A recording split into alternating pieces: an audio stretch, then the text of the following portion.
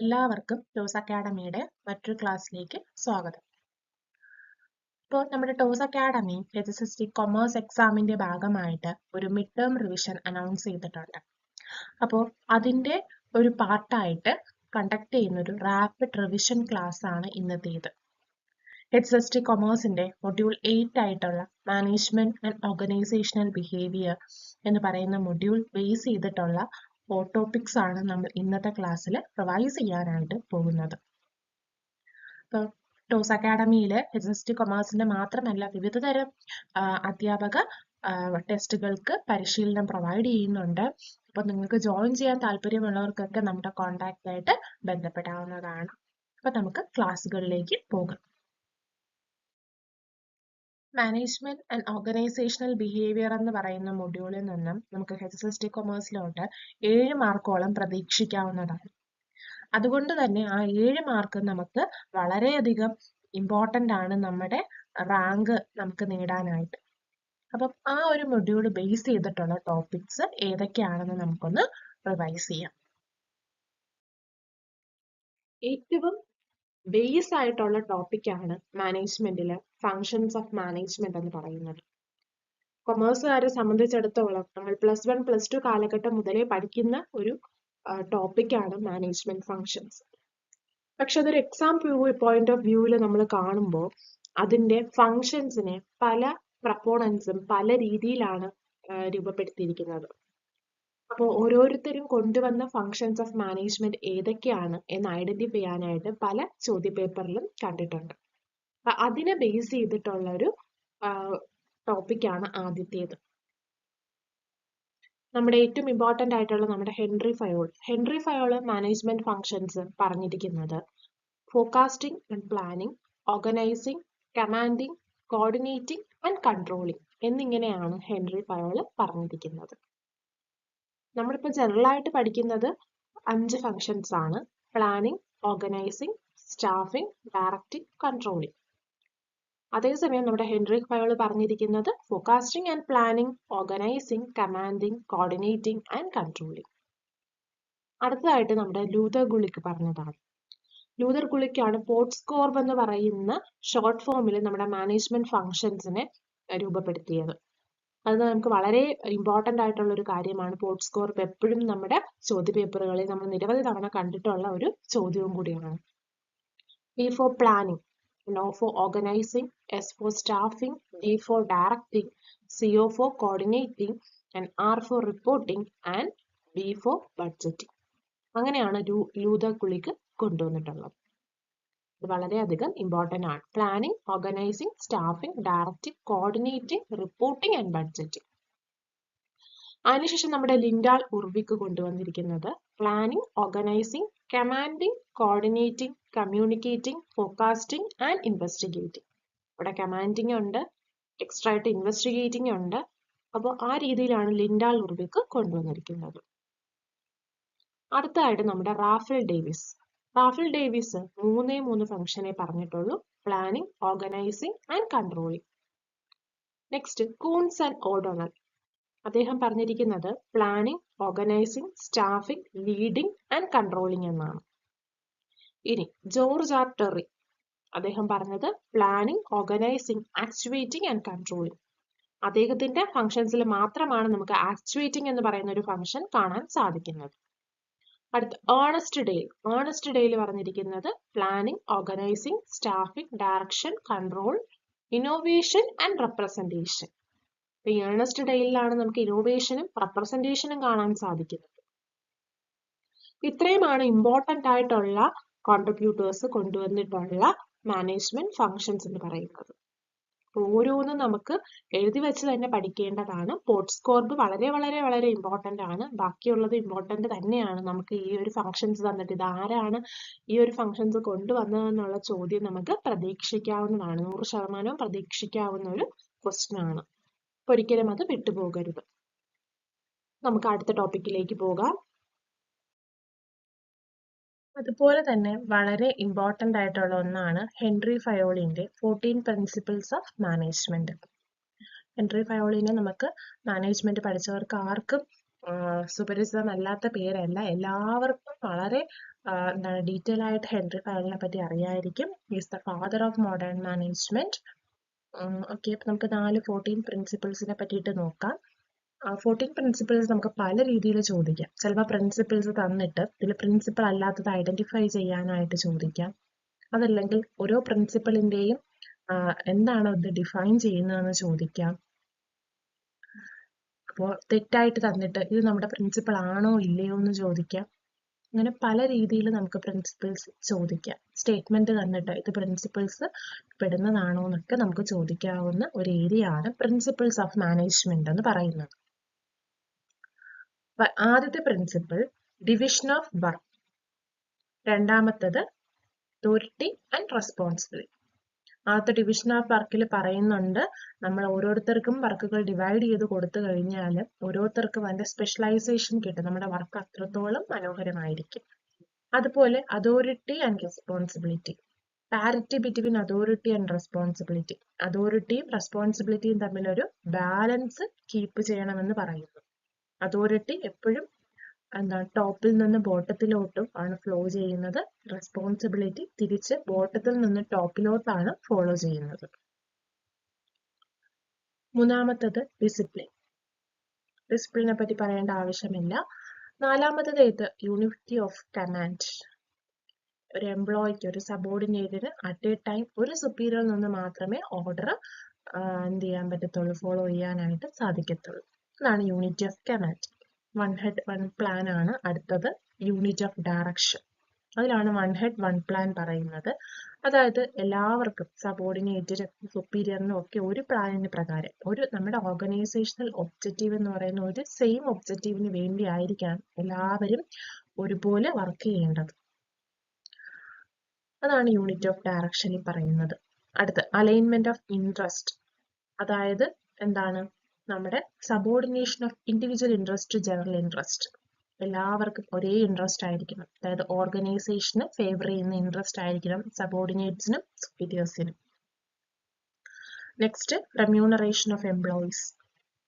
എംപ്ലോയീസിന് എല്ലാവർക്കും equal and fair wage കൊടുക്കണം, irrespective of their age and gender. Next centralisation. Centralisation അകത്ത് പറയുന്നുണ്ട് അല്ലെ, നമ്മുടെ സെൻട്രലൈസേഷൻ എന്ന് പറഞ്ഞാൽ നമുക്കൊരു ടോപ്പ് മോസ്റ്റ് അതോറിറ്റി ഉണ്ടായിരിക്കും. അവരായിരിക്കും എല്ലാ കാര്യങ്ങളും കൺട്രോൾ ചെയ്യുന്ന ഒരു സെൻട്രലൈസ്ഡ് അതോറിറ്റി ഉണ്ടായിരിക്കും. Then scalar chain. Scalar chain നമ്മുടെ ഇൻഫർമേഷൻ ഫ്ലോയെ പറ്റിയിട്ടാണ് പറയുന്നത്. ഓർഗനൈസേഷണൽ ഹയറാർക്കി വഴി നമുക്ക് ഒരു ഫ്ലോ ഓഫ് ഇൻഫർമേഷൻ ഉണ്ട്.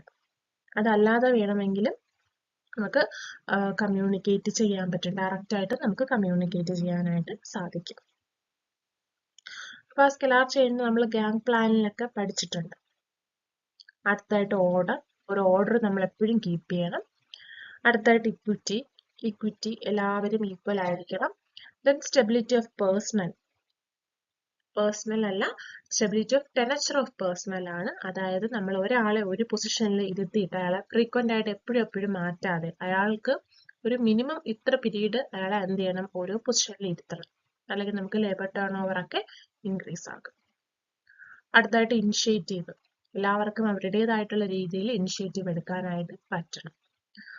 Next esprit de corps. കോർഡിനേഷനെ പറ്റിയിട്ടാണ് പറയുന്നത്. Coordination is the essence of management. എല്ലാവരും കോർഡിനേറ്റ് ചെയ്താലേ നമുക്ക് ഓർഗനൈസേഷണൽ ഒബ്ജക്റ്റീവ് അച്ചീവ് ചെയ്യാനായിട്ട് സാധിക്കത്തുള്ളൂ. അപ്പൊ ഇങ്ങനെയാണ് നമ്മുടെ 14 പ്രിൻസിപ്പിൾസ് പോകുന്നത് ഹെൻറി ഫയോളിൽ നിന്ന്. 14 പ്രിൻസിപ്പിളും നമ്മൾ മുന്നേ കുഞ്ഞു ക്ലാസ്സുകളിൽ പഠിച്ചിട്ടുണ്ടെന്ന് പറഞ്ഞ് നമ്മൾ വെറുതെ ഒന്ന് വിട്ട് കളയാൻ പാടില്ല. കാരണം പലപ്പോഴും നമുക്ക് ഇതിൽ നിന്നൊക്കെ ആയിരിക്കാം കൺഫ്യൂഷൻസ് നേരിടുന്നത്. നമ്മുടെ പീറ്റർ എഫ് ഡ്രഗറിനെ പറ്റിയിട്ടാണ് നമ്മൾ അടുത്തതായിട്ട് പറയാൻ പോകുന്നത്. ഹെൻറി ഫയോളിനെ പോലെ തന്നെ നമുക്ക് വളരെ ഇമ്പോർട്ടന്റ് ആയിട്ടുള്ള ഒരു കോൺട്രിബ്യൂട്ടർ ആണ് പീറ്റർ എഫ് ഡ്രഗർ. ഹെൻറി ഫയോൾ എന്ന് പറയുമ്പോൾ father of administrative management, industrial management theory എന്ന് കൂടെ നമുക്ക് ആഡ് ചെയ്താൽ അത് ഹെൻറി ഫയോൾ ആയി പൂർണ്ണമാകത്തും. അതേസമയം പീറ്റർ എഫ് ഡ്രഗർ എന്ന് പറയുമ്പോൾ ഫാദർ ഓഫ് മോഡേൺ മാനേജ്മെന്റ് ആണ്. തിയറി ഓഫ് മാനേജ്മെന്റിന്റെ പ്രപ്പോണന്റ് ആണ് നമ്മുടെ ഹെൻറി ഫയോൾ എങ്കിൽ ഇവിടെ തിയറി അല്ല, മോഡേൺ മാനേജ്മെന്റിന്റെ മാത്രം ഫാദർ ആണ് പീറ്റർ എഫ് ഡ്രഗർ എന്ന് പറയുന്നത്. അദ്ദേഹത്തിന്റെ ജീവിതകാലവും നമ്മൾ ഇവിടെ രേഖപ്പെടുത്തിയിട്ടുണ്ട്. അപ്പൊ വളരെ ഇമ്പോർട്ടന്റ് ആയിട്ടുള്ള ഒന്നാണ് എപ്പോഴും ചോദിക്കുന്ന ബുക്സുകൾ. ഓരോരുത്തരുടെയും ഹെൻറി ഫയോളിന്റെ ആവട്ടെ, പീറ്റർ ഓഫ് ഡ്രഗറിന്റെ ആവട്ടെ, നമ്മുടെ ടൈലറിന്റെ ആകട്ടെ, അങ്ങനെ ഓരോരുത്തരുടെ, മാക്സ് വെബറിന്റെ ആകട്ടെ, അങ്ങനെ ഓരോ പ്രപ്പോണന്റിന്റെയും ബുക്കുകൾ നമ്മൾ എഴുതി വെച്ച് പഠിക്കേണ്ടത് അനിവാര്യമാണ്. എന്നാൽ കൂടിയും നമ്മളിവിടെ ഒരാളെയാണ് എടുത്തിട്ടുള്ളത്, വേറെ ആരുമല്ല, നമ്മുടെ പീറ്റർ ഓഫ് ഡ്രഗർ. അദ്ദേഹത്തിന്റെ ബുക്ക് ഒന്ന് നമുക്ക് നോക്കാം. ആദ്യത്തെ book managing the non profit organisation, രണ്ടാമത്തത് ഇന്നോവേഷൻ ആൻഡ് ഓണ്ടർപ്രണർഷിപ്പ്, മൂന്നാമത്തത് practice of managing, next managing for results, then managing challenges for the 21st century, managing for the future, managing in the next society, the effective executive, the concept of cooperation, people and performance. വളരെ important ആയിട്ടുള്ള ചില ബുക്സിന്റെയൊക്കെ year ഇവിടെ mention ചെയ്തിട്ടുണ്ട്. അപ്പോൾ year നമുക്ക് പഠിക്കാൻ പറ്റിയില്ലെങ്കിൽ കൂടി ഈ ബുക്കിന്റെ പേരുകൾ മറന്നു പോകാതെ ഒന്ന് ഓർത്തു വയ്ക്കുക. കൺട്രോളിംഗ് എന്ന് പറയുന്നത് മാനേജ്മെന്റിലെ നമ്മുടെ ലാസ്റ്റ് ഫംഗ്ഷൻ ആയിട്ടാണ് പറയുന്നത്. ചിലർക്ക് ഫസ്റ്റ് ഫംഗ്ഷൻ ആയിട്ട് പറയാറുണ്ട്. എന്ത് തന്നെ ആയാലും നമ്മൾ കൺട്രോളിംഗ് ചെയ്യുന്നത് ലാസ്റ്റ് ഭാഗമായിട്ടാണ്, അല്ലെ? Planning, organising, staffing, directing, controlling, അല്ലെ? അപ്പൊ കൺട്രോളിംഗ് എന്ന് പറയുന്നത് വളരെയധികം ഇമ്പോർട്ടന്റ് ആയിട്ടുള്ള ഒരു ഫംഗ്ഷൻ തന്നെയാണ് നമ്മുടെ മാനേജ്മെന്റിനകത്ത്. കൺട്രോളിംഗ് അങ്ങനെ പലതരം കൺട്രോളിംഗ് ഉണ്ട്. അപ്പൊ നമ്മൾ ഇന്നിവിടെ ഹോട്ട് ടോപ്പിക്സിൽ ഈ 4 ടൈപ്പ് ഓഫ് കൺട്രോളിങ്ങിനെ പറ്റിയിട്ടാണ് പഠിക്കാൻ പോകുന്നത്. നമുക്ക് പല ചോദ്യങ്ങളിലും നമ്മൾ കൺട്രോളിങ്ങിന്റെ ടൈപ്പിനെ പറ്റി ചോദിച്ചു കണ്ടിട്ടുണ്ട്. അപ്പൊ നമുക്ക് അതിലോട്ട് പോകാം. ആദ്യത്തേത് ഫസ്റ്റ് വൺ എന്ന് പറയുന്നത് പ്രിലിമിനറി അല്ലെങ്കിൽ പ്രിവന്റീവ് കൺട്രോളിംഗ്, അതല്ലെങ്കിൽ സ്റ്റിയറിംഗ്, അതും അല്ലെങ്കിൽ ഫീഡ് ഫോർവേഡ് കൺട്രോളിംഗ് എന്ന് പറയാം. ഇവിടെ ഇത് അറ്റംപ്റ്റ് ചെയ്യുന്നത് to identify and prevent deviations in the standard before they occur. നമ്മൾ കൺട്രോളിംഗ് എന്താ ചെയ്യുന്നത്? നമ്മളൊരു സ്റ്റാൻഡേർഡ് വെച്ചിട്ടുണ്ടായിരിക്കും. അതിൽ നിന്നും യഥാർത്ഥത്തിൽ ഉണ്ടാകുന്ന, അതിൽ നമുക്ക് കിട്ടുന്ന റിസൾട്ട് ഈ സ്റ്റാൻഡേർഡിൽ നിന്നും എത്രത്തോളം ഡീവിയേറ്റ് ചെയ്തിട്ടുണ്ടെന്ന് ഐഡന്റിഫൈ ചെയ്യാനാണ് നമ്മൾ കൺട്രോളിംഗ് എന്ന് പറയുന്ന ഫംഗ്ഷൻ ചെയ്യുന്നത്. അപ്പോൾ ഇവിടെ പ്രിലിമിനറി അതല്ലെങ്കിൽ preventive, steering or feed forward control എന്ന് പറയുമ്പോഴത്തേക്ക് ഇവിടെയും അവർ ഐഡന്റിഫൈ ചെയ്യുന്നതും പ്രിവെന്റ് ചെയ്യുന്നതും ഡീവിയേഷൻസ് തന്നെയാണ്. പക്ഷെ ബിഫോർ ദി ഒക്കർ ചെയ്യുന്നതിന് ശേഷം, ഒക്കർ ചെയ്യുന്നതിന് മുന്നേ ആണ് നമ്മൾ അത് ചെയ്യുന്നത്. അതുകൊണ്ടാണ് അതിനെ പ്രിലിമിനറി എന്നോ ഫീഡ് ഫോർവേഡ് എന്നോ ഒക്കെ പറയുന്നത്. ഈ ഫീഡ് ഫോർവേഡ് കൺട്രോള് ഫോക്കസ് ചെയ്യുന്നത് human, material, financial resources within the organisation. ഓർഗനൈസേഷനകത്തുള്ള റിസോഴ്സസ് തന്നെയാണ് അവർ ഫോക്കസ് ചെയ്യുന്നത്. അതിനോടൊപ്പം ഈ റിസോഴ്സസിന്റെ ഒക്കെ ക്വാളിറ്റിയും ക്വാണ്ടിറ്റിയും മോണിറ്റർ ചെയ്യുന്നു. ഈ ഓർഗനൈസേഷനിലോട്ട് ഈ റിസോഴ്സ് എൻ്റർ ചെയ്യുന്നതിന് മുന്നേ തന്നെ അതിന്റെ ക്വാളിറ്റിയും ക്വാണ്ടിറ്റിയും മോണിറ്റർ ചെയ്യപ്പെടുന്നു. അപ്പോൾ ഫീഡ് ഫോർവേഡ് കൺട്രോൾ എന്ന് പറയുമ്പോൾ ബിഫോർ ദി ഒക്കെ ആണിത് നമ്മൾ ഈ ഒരു ഡീവിയേഷൻ ഐഡന്റിഫൈ ചെയ്യുന്നത്. അതിനോടൊപ്പം ഓരോ റിസോഴ്സിന്റെ ക്വാളിറ്റിയും ക്വാണ്ടിറ്റിയും എന്ത് ചെയ്യുന്നു? മോണിറ്റർ ചെയ്തിട്ടാണ് ഓർഗനൈസേഷനകത്തോട്ട് എൻ്റർ ചെയ്യിപ്പിക്കുന്നത്. അടുത്തതായിട്ട് സെക്കൻഡ് വൺ കൺകറന്റ് കൺട്രോൾ അല്ലെങ്കിൽ സ്ക്രീനിങ് കൺട്രോൾ. നമുക്ക് ഈ ആൾസോ നോണസ് എന്ന രീതിയിൽ വേറൊരു പേരായിട്ടും ചോദ്യങ്ങൾ പ്രതീക്ഷിക്കാം. രണ്ടാമതായിട്ട് നമ്മുടെ കൺകറന്റ് കൺട്രോൾ അല്ലെങ്കിൽ സ്ക്രീനിങ് കൺട്രോൾ ഫോക്കസ് ചെയ്യുന്നത് meeting standard for the product or service quality or quantity during the transformation process. ആദ്യത്തേത് ബിഫോർ ദേ ഒക്കർ ആണെങ്കിൽ ഇവിടെ രണ്ടാമത്തേത് ഡ്യൂറിംഗ് ദ പ്രോസസ് ആണ് പറയുന്നത്. ഈ പ്രോസസ്സ് നടക്കുമ്പോൾ തന്നെയാണ് ഇവിടെ സ്റ്റാൻഡേർഡുകൾ നമ്മൾ മീറ്റ് ചെയ്യപ്പെടുന്നുണ്ടോ എന്ന് ചെക്ക് ചെയ്യുന്നത്.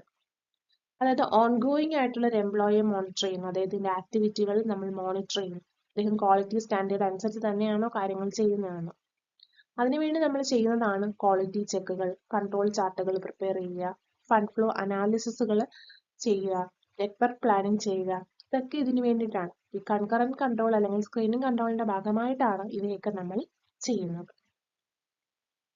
ഓക്കെ, അടുത്തതായിട്ട് post control, post action control അല്ലെങ്കിൽ ഫീഡ്ബാക്ക് കൺട്രോൾ. നമ്മൾ ആദ്യം പഠിച്ചത് ഫീഡ് ഫോർവേഡ് കൺട്രോൾ ആണെങ്കിൽ ഇപ്പൊ മൂന്നാമതായിട്ട് നമ്മൾ പഠിക്കുന്നത് ഫീഡ്ബാക്ക് കൺട്രോൾ ആണ്. ഇവിടെ ഫോക്കസ് ചെയ്യുന്നത് ഔട്ട്പുട്ട്സ് ഓഫ് ദ ഓർഗനൈസേഷൻ ആണ്. After the transformation process complete, process complete ചെയ്തതിന് ശേഷം അതിന്റെ ഔട്ട്പുട്ട് അല്ലെങ്കിൽ റിസൾട്ടുകളാണ് നമ്മൾ നോക്കുന്നത്. നമുക്കിത് ഒരിക്കലും ഇത് മാത്രമായിട്ട് കണ്ടക്ട് ചെയ്യുന്നത് അത്ര എഫക്റ്റീവ് ആയിരിക്കത്തില്ല. പ്രിലിമിനറി സ്ക്രീനിങ് കൺട്രോൾ പോലെ നമുക്ക് ഇത് മാത്രമായിട്ട് കണ്ടക്ട് ചെയ്യാനായിട്ട് പറ്റത്തില്ല. ഇത് മൂന്നും ഉണ്ടെങ്കിലേ നമുക്ക് പോസ്റ്റ് കൺട്രോൾ ബെനിഫിഷ്യൽ ആകത്തുള്ളൂ. അതുപോലെ തന്നെ നമ്മുടെ ഫ്യൂച്ചർ പ്ലാനിങ്ങിനൊക്കെ നമുക്ക് ഇത് ഇമ്പോർട്ടൻ്റ് ആണ്. ഇതിൽ നിന്ന് കിട്ടുന്ന റിസൾട്ട് അനുസരിച്ച് നമുക്ക് ഫ്യൂച്ചർ പ്ലാനിങ് ഒക്കെ ചെയ്യാനായിട്ട് സാധിക്കും. ലാസ്റ്റ് വൺ എന്ന് പറയുന്നത് പ്രഡിക്റ്റീവ് കൺട്രോൾ ആണ്. പ്രഡിക്റ്റീവ് കൺട്രോൾ എന്ന് പറയുന്നത് നമ്മുടെ പ്രോബ്ലം ആന്റിസിപ്പേറ്റ് ചെയ്യുന്നു. നമുക്ക് ഫ്യൂച്ചറിൽ ഉണ്ടാകുന്ന പ്രോബ്ലം അതിനെ എങ്ങനെ നമുക്ക് ഓവർകം ചെയ്യാനുള്ള സ്റ്റെപ്പുകൾ ഇതൊക്കെ ഐഡന്റിഫൈ ചെയ്യാനാണ് നമ്മൾ പ്രഡിക്റ്റീവ് കൺട്രോൾ യൂസ് ചെയ്യുന്നത്.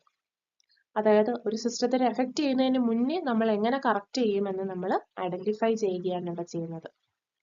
ക്യാഷ് ബഡ്ജറ്റും പ്രിവെന്റീവ് മെയിൻ്റെനൻസും ഒക്കെ ഇതിന്റെ ഭാഗമാണ്. ക്യാഷ് ബഡ്ജറ്റ് നമ്മൾ ആ ബഡ്ജറ്റ് അടുത്ത വർഷത്തേക്ക് വേണ്ടി നമ്മൾ ഈ വർഷമേ പ്രിപ്പയർ ചെയ്ത് വെക്കുകയാണ്. അപ്പൊ ഇനി വരാൻ പോകുന്ന ചെലവുകളെ നമ്മൾ നേരത്തെ നേരിടുകയാണ് ഇവിടെ ചെയ്യുന്നത്.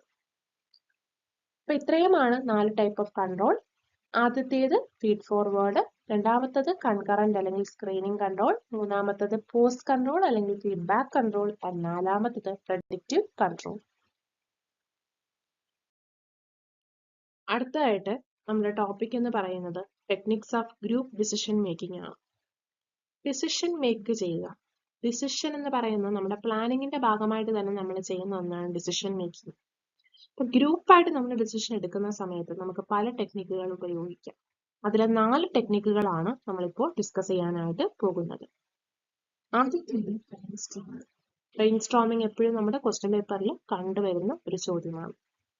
It is given by Alex F. Osborne in 1938.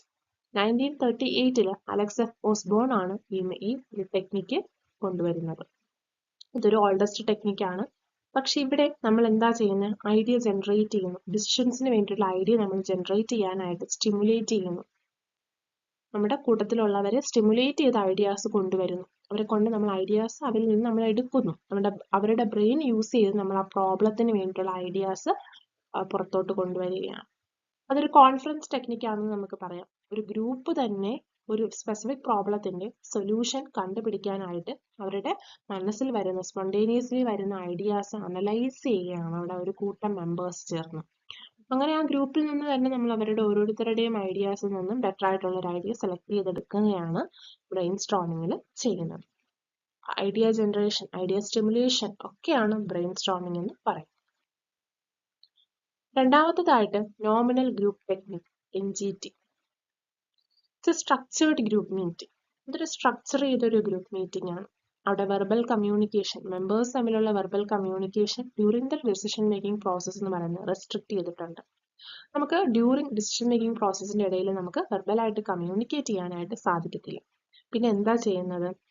നമ്മൾ റൈറ്റ് ചെയ്യുക, റിട്ടേൺ കമ്മ്യൂണിക്കേഷൻ, നമ്മുടെ ഐഡിയാസ് ഒക്കെ നമ്മൾ സൈലന്റ്ലി ഇൻഡിപെൻഡന്റ്ലി നമ്മൾ എന്താണ് റൈറ്റ് ചെയ്യുകയാണ്. എന്നിട്ട് അതിലൊരു ബെസ്റ്റ് ഐഡിയ നമ്മൾ അവിടെ പ്രസന്റ് ചെയ്യും.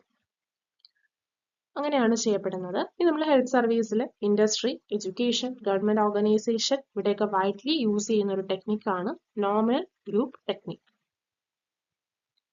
അടുത്തതായിട്ട് Delphi technique. Delphi technique, the name Delphi എന്ന് തന്നെ നമുക്കറിയാം. ആൻഷ്യന്റ് ഗ്രീക്സ് ഫ്യൂച്ചറിനെ പറ്റിയിട്ട് പ്രേ ചെയ്യുന്ന ഒന്നാണ് ഡെൽഫി എന്ന് പറയുന്നത്. ഇവിടെ face to face interaction for group decision ഒന്നുമില്ല. പിന്നെ എങ്ങനെയാണ് ഡിസിഷൻ അറൈവ് ചെയ്യുന്നത്? ഇവിടെയും റിട്ടേൺ കമ്മ്യൂണിക്കേഷൻ ആണ് ഫോളോ ചെയ്യുന്നത്. പക്ഷെ ഇവിടെ ക്വസ്റ്റ്നെയർ ആണ് ഫില്ലപ്പ് ചെയ്യുന്നത്. നമ്മൾ ഓരോരുത്തർക്ക് ക്വസ്റ്റ്നെയർ കൊടുക്കും. ത്രൂ മെയിൽ ആയിരിക്കും കൊടുക്കുന്നത്. ആ ക്വസ്റ്റ്നെയർ അവർ ഫില്ല് ചെയ്ത് നമുക്ക് തിരിച്ചു തരും. അപ്പൊ ഇത് ഓരോരുത്തർക്കും നമ്മൾ അയക്കുന്നു, അവർ ഫില്ല് ചെയ്ത് തിരിച്ചയക്കുന്നു. It's a time consuming process. അവർ കറക്റ്റ് ടൈം തന്നെ നമുക്ക് തിരിച്ച് റിട്ടേൺ ചെയ്യണമെന്നില്ല. അതാണ് ഡെൽഫി ടെക്നിക്. അടുത്തത് കൺസെൻസസ് മാപ്പിംഗ്. കൺസെൻസസ് മാപ്പിംഗിൽ നമ്മൾ ഐഡിയാസ് പൂൾ ചെയ്യുന്നു. കുറെ സബ് ഗ്രൂപ്പുകളായിട്ട് നമ്മൾ ഡിവൈഡ് ചെയ്തിട്ട് ഓരോ സബ് ഗ്രൂപ്പിനും നമ്മൾ ടാസ്കുകൾ കൊടുക്കുന്നു. അതിൽ നിന്നാണ് നമ്മൾ ഡിസിഷൻസിലോട്ട് അറൈവ് ചെയ്യുന്നത്. ഈ ഒരു കൺസെൻസസ് മാപ്പിംഗ് ടെക്നിക്കിൽ ഒരു ഫെസിലിറ്റേറ്റർ കാണും. ആ ഒരു കൺസെൻസസിൽ എത്തിക്കുക എന്നുള്ളത് അദ്ദേഹത്തിന്റെ ഡ്യൂട്ടിയാണ്. അതിനൊന്ന് അറേഞ്ച് ചെയ്യാൻ 20-30 ആക്ടിവിറ്റിയോളം നമ്മൾ ചെയ്യേണ്ടതായിട്ട് വരും. നമുക്ക് വീണ്ടും വീണ്ടും നമുക്ക് ചെയ്യേണ്ടതായിട്ട് വരും. അപ്പൊ നമുക്ക് വേണമെങ്കിൽ ഒരു 10 വർഷത്തേക്കൊക്കെ വേണ്ടിയിട്ട് നമുക്ക് വേണമെങ്കിൽ ഈ കൺസെൻസസ് മാപ്പിങ്ങിലൂടെ ആക്ടിവിറ്റീസ് ലിങ്ക് ചെയ്യാനായിട്ട് സാധിക്കും. ഇപ്പൊ എൻവയോൺമെന്റൽ പൊല്യൂഷൻ കുറയ്ക്കാനായിട്ട് 10 വർഷം നമുക്ക് എന്തൊക്കെ കാര്യങ്ങൾ ചെയ്യാം തുടങ്ങിയ കാര്യങ്ങളായിരിക്കാം നമുക്ക് കൺസെൻസസ് മാപ്പിങ്ങിലൂടെ ജനറേറ്റ് ചെയ്യാൻ പറ്റുന്ന ഐഡിയാസ് എന്ന് പറയുന്നത്. ഇപ്പോൾ ഗ്രൂപ്പ് ഡിസിഷൻ മേക്കിങ്ങിന്റെ ടെക്നിക്സിൽ നമ്മൾ നോക്കിയത് brain storming, nominal group technique, Delphi technique and consensus mapping. അടുത്തായിട്ട് ടോട്ടൽ ക്വാളിറ്റി മാനേജ്മെന്റ്. നമുക്ക് ഇപ്പോൾ ഈ ഇടയ്ക്കായിട്ട് ഒരുപാട് തവണ ഇതിനെ പറ്റിയിട്ടുള്ള ചോദ്യങ്ങൾ പലയിടത്തായിട്ട് കണ്ടിട്ടുണ്ട്. ടോട്ടൽ ക്വാളിറ്റി മാനേജ്മെന്റ് എന്ന് പറയുന്നത് ഡെവലപ്പ് ചെയ്തിരിക്കുന്നത് W. എഡ്വാർഡ് ഡെമിങ് ആണ്. Is the father of modern quality control എന്നാണ് അറിയപ്പെടുന്നത്. ജോസഫ് ജുറാൻ ആൻഡ് ഫിലിപ്പ് ക്രോസ്ബെൽ, ഇവർ മൂന്നുപേരും കൂടിയാണ് ഇത് ഡെവലപ്പ് ചെയ്തിരിക്കുന്നത്. അതുകൊണ്ട് തന്നെ ഇവരെ മൂന്നുപേരെയും നമുക്ക് TQM ഗുരൂസ് എന്ന് പറയാം. TQM എന്ന് പറയുന്ന it's A philosophy that believes in a company-wide responsibility towards quality.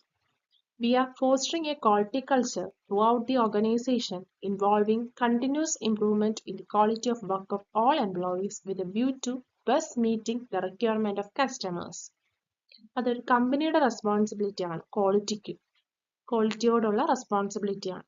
അതായത് ഒരു ഓർഗനൈസേഷനിൽ മൊത്തമായിട്ടൊരു ക്വാളിറ്റി കൾച്ചർ ഡെവലപ്പ് ചെയ്യണമെന്നാണ് പറയുന്നത്. അതിനുവേണ്ടി നമ്മൾ കണ്ടിന്യൂസ് ഇംപ്രൂവ്മെന്റ് നടത്തിക്കൊണ്ടിരിക്കുകയാണ്. എംപ്ലോയീസിന്റെ വർക്കുകളൊക്കെ കണ്ടിന്യൂസ്ലി നമ്മൾ ഇംപ്രൂവ് ചെയ്യണം, ടു ഇംപ്രൂവ് ദി ക്വാളിറ്റി. അങ്ങനെ നമ്മൾ കസ്റ്റമേഴ്സിന്റെ റിക്വയർമെന്റ് നല്ല രീതിയിൽ മീറ്റ് ചെയ്യണമെന്നാണ് നമ്മുടെ TQM ഫിലോസഫിയിൽ പറയുന്നത്. അർമണ്ട് ഫെയ്ബകമാണ് നമ്മുടെ father of total quality management എന്ന് പറയുന്നത്. അദ്ദേഹമാണ് ക്വാളിറ്റി കൺട്രോൾ ടെക്നിക്ക് 1954 ഇൻവെന്റ് ചെയ്തിരിക്കുന്നത്. അപ്പോൾ ഇതൊരു ഇമ്പോർട്ടൻറ്റ് കോൺസെപ്റ്റ് ആണ് total quality management, TQM. Pillars of TQM എന്നറിയപ്പെടുന്നത് ഇവയൊക്കെയാണ്. ഇവയൊക്കെ ഉണ്ടെങ്കിലേ നമുക്ക് TQM എന്ന് പറയുന്ന ഒരു ഫിലോസഫി നടപ്പിലാക്കാൻ പറ്റത്തുള്ളൂ. ഒന്ന്, കസ്റ്റമർ ഫോക്കസ്. കസ്റ്റമറിന്റെ നീഡുകൾ നമ്മൾ ഫോക്കസ് ചെയ്യണം. അവർക്ക് ക്വാളിറ്റി പ്രോഡക്ട്സ് നമ്മൾ ഡെലിവർ ചെയ്യണം. അതുപോലെ നമ്മൾ കണ്ടിന്യൂസ്ലി നമ്മുടെ ഓർഗനൈസേഷൻ ഇംപ്രൂവ്മെന്റിന് വേണ്ടി ശ്രമിച്ചുകൊണ്ടേയിരിക്കുക. അതുപോലെ എംപ്ലോയി എംപവർമെന്റ്, എംപ്ലോയിയെ പറ്റി ഇതിന്റെ ഇമ്പോർട്ടൻസ് നമ്മൾ പറഞ്ഞു കൊടുക്കും. അവരെ കൊണ്ടേ നമുക്ക് ക്വാളിറ്റിയിൽ ഇംപ്രൂവ്മെന്റ് ഉണ്ടാക്കാനായിട്ട് സാധിക്കത്തുള്ളൂ. ദെൻ പ്രോസസ് മാനേജ്മെന്റ് ചെയ്യുക. ക്വാളിറ്റി ഇംപ്രൂവ്മെന്റിന് വേണ്ടി നമ്മൾ നമ്മുടെ പ്രോസസ്സുകൾ വളരെ നന്നായി മാനേജ് ചെയ്യുക. അതുപോലെ ഒരു ഇന്റഗ്രേറ്റഡ് സിസ്റ്റം കൊണ്ടേ TQM നമുക്ക് നടപ്പിലാക്കാൻ സാധിക്കത്തുള്ളൂ. അവിടെ എല്ലാ റിസോഴ്സും അടങ്ങുന്ന ഒരു ഇന്റഗ്രേറ്റഡ് സിസ്റ്റം, ഹ്യൂമൻ റിസോഴ്സ് ആവട്ടെ, മെറ്റീരിയൽ റിസോഴ്സ് ആവട്ടെ, എല്ലാവരും അടങ്ങുന്ന ഒരു സിസ്റ്റത്തിലൂടെയാണ് നമുക്ക് TQM ഡെലിവർ ചെയ്യാൻ പറ്റുന്നത്. അതുപോലെ തന്നെ സിസ്റ്റമാറ്റിക് സപ്പോർട്ട് വേണം each and every thing in the organisation. അപ്പൊ ഇത്രയുമാണ് TQMന്റെ പില്ലേഴ്സ് എന്ന് അറിയപ്പെടുന്നത്. അടുത്ത് നമ്മുടെ പെർഫോമൻസ് അപ്രൈസലുമായിട്ട് ബന്ധപ്പെട്ട ഏറ്റവും കൂടുതൽ തവണ ക്വസ്റ്റ്യൻ പേപ്പറിൽ ചോദിച്ചു കാണുന്ന ഒരു ടൈപ്പ് ഓഫ് പെർഫോമൻസ് അപ്രൈസൽ ആണ് 360 ഡിഗ്രി അപ്രൈസൽ. എന്താണ് പെർഫോമൻസ് അപ്രൈസൽ? പെർഫോമൻസ് അപ്രൈസൽ എന്താണെന്ന് എഡ്വിൻ ക്ലിപ്പോ ഇവിടെ ഡിഫൈൻ ചെയ്തിട്ടുണ്ട്. Performance appraisal is the systematic, periodic and impartial rating of an employee's excellence in matters pertaining to his present job and his potential for a better job. അതായത് systematic ആയിട്ട്, periodic ആയിട്ട്, impartial ആയിട്ട് നമ്മൾ ഒരു എംപ്ലോയിയുടെ excellence, അദ്ദേഹത്തിന്റെ ഇപ്പോഴത്തെ ജോലിയിലും അതുപോലെ ഇയാൾക്ക് ഇനി കൊടുക്കാൻ പറ്റുന്ന ജോബിന്റെ പൊട്ടൻഷ്യൽ നമ്മൾ റേറ്റ് ചെയ്യപ്പെടുന്നതിനെയാണ് നമ്മൾ പെർഫോമൻസ് അപ്രൈസൽ എന്ന് പറയുന്നത്. പെർഫോമൻസ് അപ്രൈസൽ ചെയ്യുന്ന ഏറ്റവും മോഡേൺ ആയിട്ടുള്ള ഒരു ടെക്നിക്കാണ് 360 ഡിഗ്രി അപ്രൈസൽ എന്ന് പറയുന്നത്. It is also known as multi rater feedback. 360 degree appraisal എന്ന് പറയാൻ കാരണം എന്താണെന്ന് വെച്ചാൽ it's a process of systematically gathering the data on a person's skill, abilities, behaviour from a variety of sources, the manager, peers, subordinates and even customers and clients. അതായത് നമ്മൾ ഇവിടെ ചെയ്യുന്നത്, നമ്മൾ എംപ്ലോയിയെ പറ്റിയിട്ടുള്ള ഡേറ്റ കളക്ട് ചെയ്യുന്ന, അയാളുടെ സ്കില്ലിനെ പറ്റി, അയാളുടെ എബിലിറ്റിയെ പറ്റി, അയാളുടെ ബിഹേവിയറിനെ പറ്റി നമ്മൾ വെറൈറ്റി ഓഫ് സോഴ്സിൽ നിന്നും ഡേറ്റ കളക്ട് ചെയ്യണം. അതായത് അയാളുടെ മാനേജറിൽ നിന്ന് കളക്ട് ചെയ്യാം, കൂടെ വർക്ക് ചെയ്യുന്ന പിയേഴ്സിൽ നിന്ന് നമുക്ക് ഡേറ്റ കളക്ട് ചെയ്യാം, സബോർഡിനേറ്റ്സിൽ നിന്ന്, കസ്റ്റമേഴ്സിൽ നിന്നും, ക്ലയന്റുകളിൽ നിന്നൊക്കെ നമ്മൾ അദ്ദേഹത്തിനെ പറ്റിയിട്ടുള്ള ഡേറ്റ കളക്ട് ചെയ്തിട്ട് അയാളെ നമ്മൾ അനലൈസ് ചെയ്യുന്നു, അയാളെ റേറ്റ് ചെയ്യുന്നതിനെയാണ് നമ്മൾ 360 ഡിഗ്രി അപ്രൈസൽ. ഒരു സർക്കിൾ പോലെ അദ്ദേഹത്തിന് ചുറ്റുമുള്ളവരിൽ നിന്നെല്ലാം നമ്മൾ ഡേറ്റാസ് കളക്ട് ചെയ്ത് അദ്ദേഹത്തിനെ റേറ്റ് ചെയ്യപ്പെടും. So it is called 360 degree appraisal. ഇത് നമുക്ക് 100% ചോദിക്കാൻ സാധ്യതയുള്ള ഒരു ചോദ്യം കൂടിയാണ്. HRM, നമുക്ക് ഇതിനോടൊപ്പം ഈ മൊഡ്യൂളിൽ നമുക്ക് പഠിക്കാനുള്ള ഒരു ഇമ്പോർട്ടൻറ്റ് ഏരിയ ആണ് HRM, human resource management. Human resource മാനേജ്മെന്റിൽ നമ്മൾ 2 ആൾക്കാരെ ഓർത്തു വെക്കേണ്ടതുണ്ട്. ഒന്നെന്ന് പറയുന്നത് ഫാദർ ഓഫ് പേഴ്സണൽ മാനേജ്മെന്റ്. നമ്മുടെ ആര് തന്നെയാണ് father of personnel management? Robert Owen. അദ്ദേഹം കോർപ്പറേഷൻ മൂവ്മെന്റിലൊക്കെ ഇമ്പോർട്ടന്റ് ആയിട്ട് നിന്നൊരു വ്യക്തി കൂടെയാണ് റോബർട്ട് ഓവൻ എന്ന് പറയുന്നത്. കോർപ്പറേഷൻ ഫൗണ്ടർ ഓഫ് കോർപ്പറേഷൻ എന്നൊക്കെ അദ്ദേഹത്തെ അറിയപ്പെടാറുണ്ട്. രണ്ടാമത്തത് ഉദയ് പരീഖ്. ഉദയ് പരീഖ് ആണ് father of human resource management in India എന്ന് പറയും. അപ്പൊ ഈ 2 വ്യക്തികളെയും നമ്മൾ ഹ്യൂമൻ റിസോഴ്സ് പഠിക്കുമ്പോൾ ഓർത്തു വെക്കേണ്ടവയാണ്. നമ്മൾ പറഞ്ഞതാണ് പ്ലാനുകളെ പറ്റി. പ്ലാനിങ് എന്ന് പറയുന്നത് നമ്മുടെ ഏറ്റവും പ്രൈമറി ഫങ്ഷൻ ഓഫ് മാനേജ്മെന്റ് ആണ്. അപ്പൊ പ്ലാനുകൾ എന്ന് പറയുമ്പോൾ പലതരത്തിലുള്ള പ്ലാനുകളുണ്ട്. നമുക്ക് പഠിക്കേണ്ടത് സ്റ്റാൻഡിംഗ് പ്ലാനും സിംഗിൾ യൂസ് പ്ലാനുകളുമാണ്. 2 ഡിഫറെന്റ് ടൈപ്സ് ഓഫ് പ്ലാൻസ് എന്ന് പറയും. അതിൽ സ്റ്റാൻഡിംഗ് പ്ലാൻ എന്ന് പറഞ്ഞാൽ നമ്മൾ റക്കറിംഗ് ആയിട്ട് നമ്മൾ വീണ്ടും വീണ്ടും ഉപയോഗിക്കുന്ന പ്ലാനുകളും, സിംഗിൾ യൂസ് എന്ന് പറയുന്നത് നമ്മൾ ഒറ്റ തവണ മാത്രം നമുക്ക് ഉപയോഗിക്കാൻ പറ്റുന്ന പ്ലാനുകൾ ആണ്. അപ്പോൾ ഇതിനകത്ത് വരുന്ന കാറ്റഗറൈസേഷൻ ഉണ്ട്. ഈ ഒരു ഡിസ്റ്റിങ്ഷൻ പലപ്പോഴും നമുക്ക് ചോദിക്കാം. ഇതിൽ തന്നിരിക്കുന്ന മിഷൻ സ്റ്റാൻഡിംഗ് ആണോ സിംഗിൾ യൂസ് ആണോ, അല്ലെങ്കിൽ ഇതിനെ ഡിഫൈൻ ചെയ്തുകൊണ്ട് ഇത് മിഷൻ ആണോ, ഒബ്ജക്റ്റീവ് ആണോ, പോളിസി ആണോ, പ്രൊസീജിയർ ആണോ എന്നുള്ള ചോദ്യങ്ങൾ. അങ്ങനെയുള്ള ചോദ്യങ്ങളൊക്കെ നമ്മൾ നിരവധി തവണ കണ്ടിട്ടുണ്ട്. ഈ സ്റ്റാൻഡിംഗ് പ്ലാനിൽ പെടുന്നവയാണ് mission, objectives, policies, procedures, strategies and rules.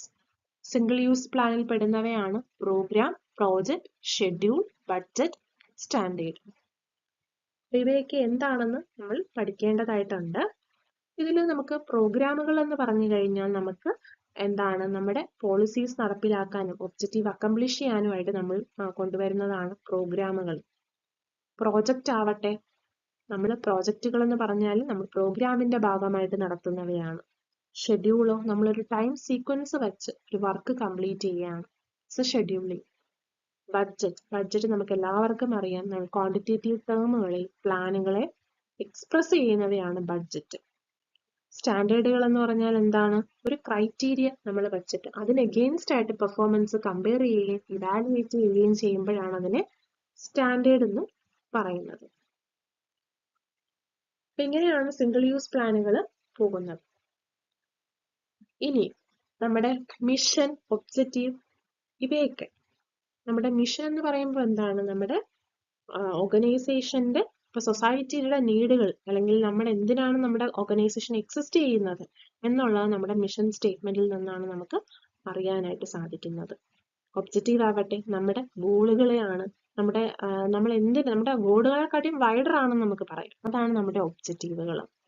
Policy ആകട്ടെ, പോളിസി എന്ന് പറയുമ്പോഴത്തേക്ക് നമ്മുടെ ഡിസിഷൻ മേക്കിങ്ങിലോട്ട് നമുക്ക് ഗൈഡൻസ് പ്രൊവൈഡ് ചെയ്യും, നമ്മളെ ഗൈഡ് ചെയ്യുന്നവയാണ് പോളിസീസ് എന്ന് പറയുന്നത്.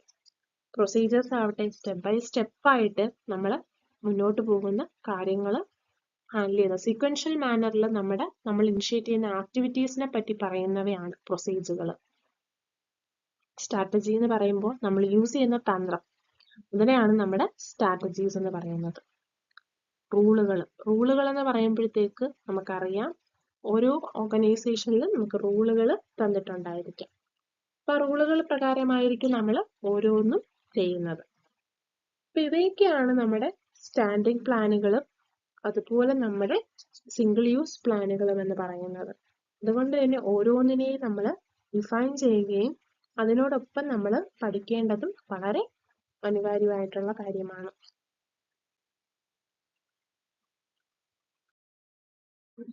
Quality circle. ക്വാളിറ്റി സർക്കിൾ അല്ലെങ്കിൽ ക്വാളിറ്റി കൺട്രോൾ സർക്കിൾ എന്ന് പറയുന്നത് ഒരു ഗ്രൂപ്പ് ഓഫ് വർക്കേഴ്സ് ആണ്. സെയിമോ സിമിലർ വർക്കുകളോ ചെയ്യുന്നവര് ചേർന്ന് ഒരു ഗ്രൂപ്പ് ഉണ്ടാകുന്നു. അവര് റെഗുലർലി ഐഡന്റിഫൈ ചെയ്യുന്നു, അനലൈസ് ചെയ്യുന്നു, സോൾവ് ചെയ്യുന്നു വർക്ക് റിലേറ്റഡ് പ്രോബ്ലംസ്. ആ ഒരു ഗ്രൂപ്പിനെയാണ് ക്വാളിറ്റി സർക്കിൾ അല്ലെങ്കിൽ ക്വാളിറ്റി കൺട്രോൾ സർക്കിൾ എന്ന് പറയുന്നത്. മിനിമം 3 പേരും മാക്സിമം 12 പേര് വരെ ആകും. ക്വാളിറ്റി സർക്കിൾ ഇൻട്രൊഡ്യൂസ് ചെയ്തത് പ്രൊഫസർ കവാ ഇഷ്ക ഓഫ് ജപ്പാനാണ്. അദ്ദേഹം ഫസ്റ്റ് കമ്പനി എന്ന് പറയുന്നത് ജപ്പാനില് ഇത് ഇൻട്രൊഡ്യൂസ് ചെയ്ത ഫസ്റ്റ് കമ്പനി എന്ന് പറയുന്നത് Nippon wireless and telegraph company in 1962. ഇന്ത്യയിലാകട്ടെ ഇതാദ്യം കൊണ്ടുവന്നത് ഭാരത് ഹെവി ഇലക്ട്രിക്കൽ ലിമിറ്റഡിലാണ്. 1918. ഇത് നമുക്ക് ബെനിഫിഷ്യൽ ആയിട്ടുള്ള ഒരു ഇൻഫർമേഷൻ ആണ്. നമ്മുടെ മാനേജ്മെന്റ് ഫംഗ്ഷനിൽ ഏറ്റവും ഇമ്പോർട്ടന്റ് ആയിട്ടുള്ള ഒന്നാണ് സ്റ്റാഫ്. സ്റ്റാഫിങ്ങിനകത്ത് നമ്മൾ ഇമ്പോർട്ടന്റ് ആയിട്ട് പഠിക്കുന്ന വേറൊന്നാണ് ട്രെയിനിങ്. നമ്മൾ എംപ്ലോയീസിന് ട്രെയിനിങ് പ്രൊവൈഡ് ചെയ്യുന്നുണ്ട്. 2 types ഓഫ് ട്രെയിനിങ് ആണ് ഉള്ളത്, on the job training and of the job training. നമുക്ക് എപ്പോഴും തന്നിട്ടുള്ളവ ഓൺ ദ ജോബ് ആണോ ഓഫ് ദ ജോബ് ആണോ എന്ന് ഐഡന്റിഫൈ ചെയ്യാനായിട്ട് എപ്പോഴും നമ്മൾ കൺഫ്യൂഷൻ നേരിടാറുണ്ട്. അപ്പൊ അതാണ് നമുക്കൊന്ന് ജസ്റ്റ് ഒന്ന് നമുക്കത് ലിസ്റ്റ് ചെയ്യാം. ഓൺ ദ ജോബ് ട്രെയിനിങ്ങിൽ വരുന്നത് job instruction training JIT, coaching or under study, mentoring, apprenticeship, job rotation, internship training. ഇതെല്ലാം നമുക്ക് ജോബിനോടൊപ്പം നമ്മുടെ വർക്ക് പ്ലേസ് തന്നെ നമുക്ക് കിട്ടുന്നവയാണ് ഈ ഓൺ ദ ജോബ് ട്രെയിനിങ് എന്ന് പറയുന്നത്. ഷോപ്പ് ട്രെയിനിങ് എന്ന് നമുക്ക് പറയാം. അതിനകത്ത് തന്നെ നമുക്ക് കിട്ടുന്നവയാണ് ഈ പറഞ്ഞവയെല്ലാം. അതേസമയം ഓഫ് ദ ജോബ് ട്രെയിനിങ് എന്ന് പറയുമ്പോൾ simulation training, role playing, vestibule training, sensitivity training, management games, lectures and conference. ഇതൊക്കെ നമ്മൾ വർക്ക് പ്ലേസിൽ നിന്ന് പുറത്ത് പോയി അറ്റൻഡ് ചെയ്യുന്നവയാണ്. നമുക്ക് വർക്ക് പ്ലേസ് പോലെ വേറൊരു എൻവയോൺമെന്റ് ക്രിയേറ്റ് ചെയ്ത് അവിടെ നമുക്ക് ട്രെയിനിങ് തരുന്നവയാണ് ഇവയൊക്കെ. ഇത് മറന്നു പോകാതെ ഈ 2 കാറ്റഗറൈസേഷനും നമ്മളൊന്ന് പോയിന്റ് ഔട്ട് ചെയ്ത് പഠിക്കുക. തിയറീസ് ഓഫ് മോട്ടിവേഷൻ നമ്മൾ ഒരിക്കലും തന്നെ നോക്കാതെ എക്സാമിന് പോകണ്ടാകാത്ത ഒരു പോർഷനാണ്. ഇത് പഠിച്ചില്ല എന്നുണ്ടെങ്കിൽ നമുക്ക് ഉറപ്പായിട്ട് അവിടെ മാർക്ക് നഷ്ടപ്പെടും. തിയറി, ഏതെങ്കിലും തിയറിയെ പറ്റിയിട്ടോ അല്ലെങ്കിൽ പ്രൊപ്പോണന്റ് ആരെന്നൊക്കെയോ അല്ലെങ്കിൽ മാച്ച് ദ ഫോളോയിങ് ആയിട്ടോ നമുക്ക് എപ്പോഴും ക്വസ്റ്റ്യൻ പേപ്പറിൽ കാണുന്ന ചോദ്യമാണ് തിയറീസ് ഓഫ് മോട്ടിവേഷൻ. അപ്പൊ നമുക്കൊന്ന് സമ്മപ്പ് ചെയ്ത് ഓരോ തിയറിയുടെയും പ്രൊപ്പോണന്റ് ആരാണെന്ന് നോക്കാം. First one Abraham Maslow. അദ്ദേഹം കൊണ്ടുവന്നത് നീഡ് ഹൈറാർക്കി തിയറി. 5 നീഡുകളെ പറ്റിയിട്ടാണ് അദ്ദേഹം പറയുന്നത്. അടുത്ത് Clayton Alderfer ERG theory, existence, relatedness, growth. അതാണ് അദ്ദേഹത്തിന്റെ തിയറി. അടുത്ത് മെക്ലൻഡിന്റെ തിയറി, 3 നീഡ് തിയറി അല്ലെങ്കിൽ അക്വേർഡ് അല്ലെങ്കിൽ learned need theory, power achievement affiliation. അതിനെ പറ്റിയിട്ടാണ് അദ്ദേഹം പറയുന്നത്. ഹെൻസ്ബർഗിന്റെ theory, routine hygiene theory, that is 2 factor theory. Motivation ഫാക്ടേഴ്സിനെ പറ്റിയിട്ടും ഹൈജീൻ ഫാക്ടേഴ്സിനെ പറ്റിയിട്ടും സാറ്റിസ്ഫയേഴ്സിനെ പറ്റിയിട്ടും ഡിസാറ്റിസ്ഫയേഴ്സിനെ പറ്റിയിട്ടും പറയുന്നതാണ് അദ്ദേഹത്തിന്റെ തിയറി. അടുത്തതായിട്ട് ഡഗ്ലസ് മർക്കഗർ. അദ്ദേഹത്തിൻ്റെത് theory X and theory Y ആണ്. വർക്കിനെ ഇഷ്ടപ്പെടുന്ന ഒരാള് വർക്കിനെ ഇഷ്ടപ്പെടാത്ത ഒരാളിന്റെ തിയറിയാണ് അദ്ദേഹം പറയുന്നത്. William Ouchi theory Z. അത് കഴിഞ്ഞു ബ്രൂംസ് തിയറി എക്സ്പെക്റ്റൻസി തിയറിയാണ്. ബാലൻസും എക്സ്പെക്റ്റൻസിയും ഒക്കെ പറയുന്ന തിയറിയാണ് വിക്ടർ ബ്രൂമിന്റെ തിയറി. ജോൺ ആദംസിന്റെ ഇക്വിറ്റി തിയറി, BF സ്കിന്നറിന്റെ reinforcement theory, Porter and Lawler model, Lyman W Porter and Edward E Lawler കൊണ്ടുവന്ന പോർട്ടർ ആൻഡ് ലോവർ മോഡൽ. അപ്പൊ ഇത്രയുമാണ് നമ്മുടെ തിയറീസ് ഓഫ് മോട്ടിവേഷൻ എന്ന് പറയുന്നത്. മോട്ടിവേഷണൽ തിയറീസിനെ പോലെ തന്നെ വളരെ ഇമ്പോർട്ടന്റ് ആയിട്ടുള്ള ഒന്നാണ് ലീഡർഷിപ്പ് തിയറീസ്. ലീഡർഷിപ്പ് തിയറീസിനെ നമുക്ക് 2 രീതിയിൽ തരംതിരിക്കാം. ബേസ്ഡ് ഓൺ സിറ്റുവേഷണൽ അപ്രോച്ചും അതുപോലെ ബിഹേവിയറൽ അപ്രോച്ചും. സിറ്റുവേഷണൽ അപ്രോച്ചിനെ ബേസ് ചെയ്തും അതുപോലെ ബിഹേവിയർ അപ്രോച്ചിനെ ബേസ് ചെയ്തും പലതരം ലീഡർഷിപ്പ് സ്റ്റൈലുകൾ നിലനിൽക്കുന്നുണ്ട്. നമുക്ക് ഏതൊക്കെയാണ് സിറ്റുവേഷണൽ അപ്രോച്ചുകളെ ബേസ് ചെയ്തതെന്ന് നോക്കാം. Fiedler's contingency model, Hersey and Blanchard situational model, path goal model. ഇത് 3ഉമാണ് സിറ്റുവേഷണൽ അപ്രോച്ചുകളെ ബേസ് ചെയ്തിട്ടുള്ള ലീഡർഷിപ്പ് തിയറീസ്. അടുത്തായിട്ട് ബിഹേവിയറിന്റെ ഏതൊക്കെയാണെന്ന് നോക്കാം. അടുത്തായിട്ട് ബിഹേവിയറൽ അപ്രോച്ച് ആണ്. ലീഡറിന്റെ ബിഹേവിയറിനെ ബേസ് ചെയ്ത് വരുന്ന തിയറീസ് ആണ്. ഒന്ന് പവർ ഓറിയന്റേഷൻ, ഓട്ടോക്രാറ്റിക് ആണോ ബെനവലന്റ് ആണോ ഡെമോക്രാറ്റിക് ആണോ, അതാണ് പവർ ഓറിയന്റേഷൻ കൊണ്ട് ഉദ്ദേശിക്കുന്നത്. പിന്നെ ലീഡർഷിപ്പ് ആസ് എ കണ്ടിന്യൂം, നമ്മൾ സുപ്പീരിയർ സെന്ററിൽ നിന്നും സബോർഡിനേറ്റ് സെന്ററിലോട്ട് പോകുന്നതാണ് leadership as a continuum. Then Likert's management style, 4 സ്റ്റൈലുകളെ പറ്റി പറയുന്നുണ്ട് ലിക്കേർഡ് മോഡൽ. ദെൻ മാനേജ്മെന്റ് ഗ്രിഡുകൾ, ബ്ലേക്കൻ ആൻഡ് മൗണ്ടന്റെ മാനേജ്മെന്റ് ഗ്രിഡുകൾ, അതുപോലെ റെഡിന്റെ 3 ഡയമെൻഷണൽ ഗ്രിഡ്. ഇത്രയുമാണ് ബിഹേവിയറൽ അപ്രോച്ചിന്റെ ലീഡർഷിപ്പ് തിയറീസിൽ വരുന്നത്. ഓരോന്നും തന്നെ വളരെ ആധികാരികമായിട്ട് പഠിക്കേണ്ടത് ഏറ്റവും അത്യാവശ്യമാണ്. അടുത്തത് നമ്മുടെ ഇമ്പോർട്ടന്റ് കോൺസെപ്റ്റ് ആണ് മാനേജ്മെന്റ് ബൈ ഒബ്ജക്റ്റീവ്, MBO. ഇത് കൊണ്ടുവന്നത് പീറ്റർ എഫ് ഡ്രഗർ ആണ്. ഫാദർ ഓഫ് MBO നമ്മൾ പഠിച്ചു, ഫാദർ ഓഫ് മോഡേൺ മാനേജ്മെന്റ് എന്ന പീറ്റർ എഫ് ഡ്രഗറിനെ. ഇതിൽ അദ്ദേഹം പറയുന്നത് നമുക്ക് ബെസ്റ്റ് റിസൾട്ട് കൊണ്ടുവരാനായിട്ട് എല്ലാ വർക്കേഴ്സിന്റെയും ആക്റ്റീവ് പാർട്ടിസിപ്പേഷനിലോടുകൂടി ബെസ്റ്റ് റിസൾട്ട് അച്ചീവ് ചെയ്യാൻ പറ്റുന്ന പ്രോസസ്സാണ് MBO എന്നാണ്. അതിനെ മാനേജ്മെന്റ് ബൈ റിസൾട്ട് എന്നും റിസൾട്ട് മാനേജ്മെന്റ് എന്നും MBOയെ അറിയപ്പെടാറുണ്ട്. ഇമ്പോർട്ടന്റ് ആയിട്ട് അറ്റൻഷൻ വേണ്ട കാര്യങ്ങളിൽ മാത്രം നമ്മൾ ഷാർപ്പായിട്ട് കോൺസെൻട്രേറ്റ് ചെയ്യുന്നതാണ് MBOയിൽ പറയുന്നത്. എല്ലാവരെയും കൊണ്ട് എല്ലാത്തിലും പാർട്ടിസിപ്പേറ്റ് ചെയ്യാനും നമ്മളിവിടെ എംഫസൈസ് ചെയ്യുന്നുണ്ട്. സുപ്പീരിയറിനെയും സബോർഡിനേറ്റിനെയും ഒരുമിച്ച് ജോയിൻലി അവരുടെ കോമൺ ഗോളുകൾ ഐഡന്റിഫൈ ചെയ്യുകയും ഓരോരുത്തരുടെയും മേജർ ഏരിയ ഓഫ് റെസ്പോൺസിബിലിറ്റി അവർക്ക് മനസ്സിലാക്കി കൊടുക്കുകയും അതിൽ നിന്ന് അവരിൽ നിന്ന് റിസൾട്ട് കൊണ്ടുവരികയും എക്സ്പെക്ട് ചെയ്യുകയും അതിൽ നിന്ന് അവരിൽ നിന്ന് റിസൾട്ട് ഉണ്ടാക്കിയെടുക്കുകയും ചെയ്യുന്ന ആ ഒരു മെത്തേഡാണ് മാനേജ്മെന്റ് ബൈ ഒബ്ജക്റ്റീവ്സ്. ഓരോരുത്തർക്കും അവരുടെ കോൺട്രിബ്യൂഷൻ അവരിൽ നിന്ന് തന്നെ നമ്മൾ ഇവോൾവ് ചെയ്തെടുപ്പിക്കുകയാണ് ചെയ്യുന്നത്. അതൊരു മോട്ടിവേഷണൽ ടെക്നിക്കായിട്ട് നമുക്ക് ഉപയോഗിക്കാവുന്നതാണ്. സബോർഡിനേറ്റ് സ്വന്തം ഏരിയയിൽ ഒരു ഫ്രീഡമും ഒരു സപ്പോർട്ടീവ് റോളും ഇതിനോടൊപ്പം കിട്ടുന്നു.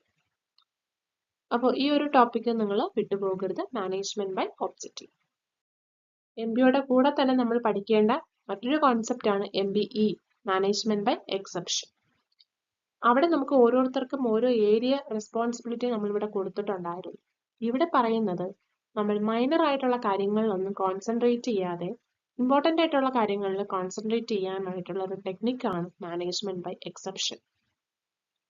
ചെറിയ ചെറിയ ഡീവിയേഷൻ, സ്റ്റാൻഡേർഡിൽ നിന്ന് വരുന്ന ചെറിയ മൈനർ ഡീവിയേഷൻസ് ഒന്നും നമ്മൾ അത്ര കണ്ട് ശ്രദ്ധ ചെലുത്തേണ്ട ആവശ്യമില്ല. നമുക്ക് ലോവർ ലെവലിൽ തന്നെ പരിഹരിക്കാം. അതൊരിക്കലും ടോപ്പ് മാനേജ്മെന്റിൽ ഇൻഫോം ചെയ്യപ്പെടേണ്ടതില്ല എന്നാണ് മാനേജ്മെന്റ് ബൈ എക്സെപ്ഷനിൽ പറയുന്നത്.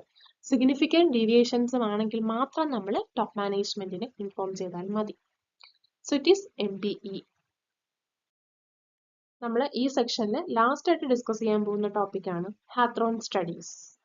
ഹാത്രോൺ സ്റ്റഡീസ് എന്ന് പറയുന്നത് 1927ലും 1932ക്കും ഇടയിൽ വെസ്റ്റേൺ ഇലക്ട്രിക് കമ്പനിയിൽ ഹാത്രോൺ പ്ലാന്റിൽ നടന്ന, ചിക്കാഗോയ്ക്ക് അടുത്തുള്ള ഹാത്രോൺ പ്ലാന്റിൽ നടന്ന ഒരു സ്റ്റഡീസ് ആണ്. നമ്മുടെ പ്രൊഫസർ എൽട്ടൺ മായോണ് അത് കണ്ടക്ട് ചെയ്തത്, അദ്ദേഹവും അദ്ദേഹത്തിന്റെ അസോസിയേറ്റ്സും. അപ്പോൾ ഈ ഒരു എക്സ്പെരിമെന്റിൽ നിന്നാണ് നമ്മുടെ human behavioural school of management ആയിട്ടുള്ള ഹ്യൂമൻ റിലേഷൻസ് സ്കൂൾ ഡെവലപ്പ് ചെയ്യുന്നത്.